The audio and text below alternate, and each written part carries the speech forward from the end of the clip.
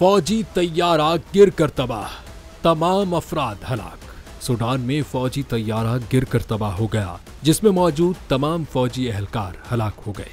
तफसीलात के मुताबिक सूडान के दारुल हुकूमत खर्तूम के करीब एक फौजी तैयारा गिरकर तबाह हो गया, जिसके नतीजे में अमले समेत तैयारे में सवार तमाम फौजी एहलकार जान की बाजी हार गए। फ्रांसीसी खबर रसां एजेंसी ने बताया कि सूडानी फौजी तैयारा खर्तूम के करीब तकनीकी खराबी के बायस गिरकर तबाह हुआ। हादसे के नतीजे में तैयारे में सवार अमले समेत सूडानी फौज के तमाम एहलकार हलाक हो गए।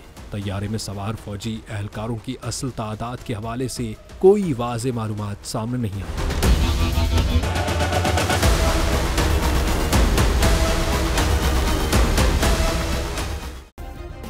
सब्सक्राइब करें और बेल दबाएं ताकि कोई खबर रह न जाए।